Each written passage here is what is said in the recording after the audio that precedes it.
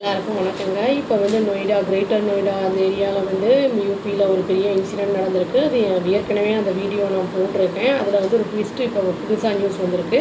அது என்னங்கிறத பார்க்கலாம். அந்த வீடியோக்குள்ளே போகலாம். அந்த இறந்த பொண்ணு வந்து நிக்கி அப்படின்னு சொல்லிட்டு அந்த பொண்ணை வந்து தானாக இறந்துருச்சு அப்படின்னு தான் வந்து சொல்லிட்டு இருந்தான் அந்த பையன். அவன் பேர் வந்து விபின் பாட்டி அப்படின்னு சொல்லிட்டு. ஆனால் வந்து என்ன ஆயிருக்கு அப்படின்னா வந்து டவுரி கேஸில் வந்து ஹராஸ் பண்ணியிருக்காங்க. அந்த பொண்ணை ரொம்ப வந்து டார்ச்சர் பண்ணியிருக்காங்க. அவங்க இன்லாஸை வந்து இன்லாஸ் என்ன சொல்லியிருக்காங்க அப்படின்னா வந்து அந்த நிக்கியோட இன்லாஸ் வந்து என்ன சொல்லியிருக்காங்கன்னா சிலிண்டர் பிளாஸ்ட் ஆகிடுச்சு, அதனால தான் அந்த பொண்ணு வந்து இறந்துருக்கு அப்படின்னு வந்து சொல்லியிருக்காங்க. பட் அந்த இடத்துல வந்து போலீஸ் போய் பார்த்தப்போ அங்கே வந்து எதுவுமே இல்லை, எந்த ஒரு அந்த சிலிண்டர் பிளாஸ்ட் எதுவும் நடந்த மாதிரியே வந்து இல்லை அப்படிங்கிறத சொல்லியிருக்காங்க. அப்புறம் வந்து அங்கே வந்து ஏதோ லிக்விட் மாதிரி ஏதோவும் லைட்டரும் கிடச்சிருக்கு அவங்களுக்கு. இதை ஒட்டி வந்து அவங்களுக்கு சந்தேகம் எழும்பியிருக்கு. இந்த நிக்கிங்கிற பொண்ணோட அக்கா காஞ்சன்னு சொல்லிட்டு அந்த பொண்ணும் வந்து விபினோட அண்ணாவை தான் மேரேஜ் பண்ணியிருக்கு. அதாவது ஒரே ஃபேமிலியில் 2 பேர் அண்ணா தம்பியை வந்து மேரேஜ் பண்ணியிருக்காங்க. 2 பேருமே வந்து இந்த இன்ஸ்டாகிராம்லலாம் வந்து ரீல்ஸ் எல்லாம் போடுவாங்க அப்படின்னு சொல்லியிருக்காங்க. இவங்க வந்து அந்த பார்லர் வச்சு நடத்தணும் அப்படிங்கிற மாதிரி வந்து ஆசைப்பட்டிருக்காங்க. இந்த ரீல்ஸ் எல்லாம் போடுறத வந்து விபினுக்கு பிடிக்காதனால அந்த விபின் வந்து என்ன பண்ணியிருக்காங்கன்னா அந்த பொண்ணை வந்து ரொம்ப வந்து அடித்து துன்புறுத்தி எல்லாமே பண்ணியிருக்கான். லாஸ்ட் இயர் அக்டோபரில் வந்து 2024 என்ன ஆயிருக்குன்னா வந்து ஒரு பொண்ணு வந்து கம்ப்ளைண்ட் கொடுத்துருக்கு. எஃப்ஐஆர் வந்து இந்த பையன் மேலே வந்து விபின் மேலே வந்து பதிவாகிருக்கு. எதனால் அப்படின்னு கேட்டால் வந்து எக்ஸ்ட்ரா மேரிட்டல் அஃபேர் இருந்திருக்கு உனக்கு. இது வந்து இந்த நிக்கியோட அக்காவும் வந்து ஒரு தடவை என்ன பண்ணிட்டாங்கன்னா விபினையும் அந்த பொண்ணையும் வந்து ரெட் ஹேண்டடாக பிடிச்சிட்டாங்க. கையங்களாமல் பிடிச்ச உடனே வந்து அவன் தன்னை வந்து காப்பாற்றிக்கிறதுக்காக அந்த கூட இருந்த பொண்ணை போட்டு அடின்னு அடிச்சிருக்கான். அதனால் வந்து அந்த பொண்ணு என்ன பண்ணியிருக்குன்னா எஃப்ஐஆர் ஃபைல் பண்ணிடுச்சு. போலீஸில் போய் வந்து இந்த மாதிரி அவனை எக்ஸ்ப்ளாய்ட் பண்ணியிருக்கான், என்னை அடிச்சிருக்கான் அப்படிங்கிற மாதிரி வந்து சொல்லியிருக்கு. ஏற்கனவே ஒரு கேஸ் இவன் மேலே இருக்குது. ரிப்போர்ட்டர்ஸ் வந்து என்ன பண்ணியிருக்காங்கன்னா கேட்டிருக்காங்க. அங்கே நெய்பர்ஸ் இருக்காங்கல்ல, அங்கே வந்து இவங்க அவங்க பெரியப்பாவோட பையன் வந்து இருந்திருக்கான். அவங்கக்கிட்ட இன்டர்வியூ பண்ணியிருக்காங்க. அவங்கக்கிட்ட கேட்டிருக்காங்க அன்னைக்கு இன்சிடென்ட் நடந்த அன்றைக்கி 5 மணிலேருந்து 7 மணி வரைக்கும் என்ன நடந்ததுன்னு சொல்லுங்கள், ஏதாச்சும் நீங்கள் என்ன பார்த்தீங்க, என்ன கேட்டீங்க அப்படிங்கிறதெல்லாம் வந்து கேட்டிருக்காங்க. அதுக்கு அந்த பையன் என்ன சொல்லியிருக்கான்னா நான் வந்து இங்கே பக்கத்தில் தான் கடை வச்சுருக்கேன் நான் அப்படின்னு சொல்லியிருந்தான். அவங்க அப்பா விபின் பற்றிலாம் கேட்டதும் அவங்களும் அங்கேயே தான் வந்து எல்லா கடை இருக்குது அப்படின்னு அந்த மாதிரி சொல்லியிருக்கான். என்னென்னா இந்த அங்கே தான் உட்காந்துக்கிட்டு இருந்தோம் நாங்கள். திடீர்னு விபின் வந்து வீட்டுக்குள்ளே போனான். கடையும் வீடும் பக்கத்தில் தான் அப்படிங்கிற மாதிரி சொல்லியிருக்கான் அந்த பையன். அது வந்து வீட்டுக்குள்ளே போயிட்டு உடனே ஓடி கொஞ்ச நேரத்தில் ஓடி வந்து கத்திக்கிட்டு வந்து சொன்னான், ஐயோ நெருப்பு போட்டுக்கிட்டா கொளுத்திக்கிட்டா அதை மேலே அப்படின்னு வந்து சொன்னான் அவன்.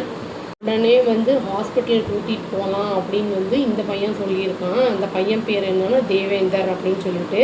உடனே வந்து அவங்க உள்ளே போய் வந்து பார்க்கும்போது நெருப்பெல்லாம் வந்து ஃபுல்லாக வந்து அணைஞ்சிருந்தது. எப்படி யார் அணைச்சாங்க, அது வந்து அவன் போகிறதுக்கு முன்னாடியே அணைஞ்சிருந்தது அப்படின்னு தான் சொன்னான். வேறு யாரெல்லாம் இருந்தாங்க அப்படின்னு கேட்டதுக்கு அவங்க வந்து அதாவது விபினோட அப்பா அம்மா அப்புறம் வந்து விபின் எல்லாம் இருந்திருக்காங்க.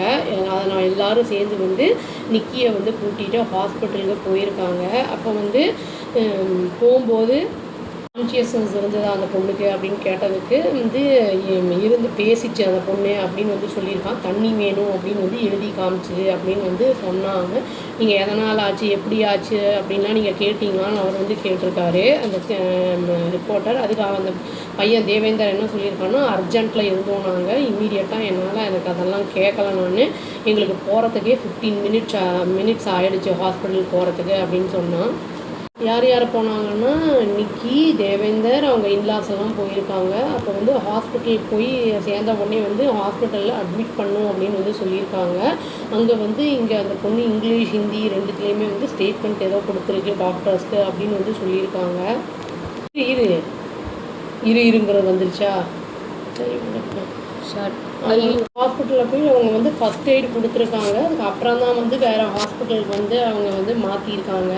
அவங்க கையோடு வந்து போலீஸ் வந்து எப்போ வந்தாங்க அப்படின்னு கேட்டதுக்கு கொஞ்ச நேரத்தில் வந்துட்டாங்களாம். நிக்கியோட ஃபேமிலிக்கு வந்து எப்போ சொன்னாங்கன்னா இவனுக்கு விஷயம் தெரிஞ்ச உடனே நிக்கியோட ஃபேமிலிக்கு ஃபோன் பண்ணி சொன்ன உடனே நிக்கியோட ஃபேமிலியும் இங்கே வந்து ஹாஸ்பிட்டலுக்கு வந்துட்டாங்க அப்படிங்கிறதையும் அந்த பையன் சொல்லியிருக்கான். ஒரு ஒரு பையன் இருக்கான், குட்டி பையன். அந்த குட்டி பையன் முன்னாடி தான் இந்த இன்சிடென்ட் நடந்திருக்கு அப்படிங்கிறத சொல்லியிருக்காங்க.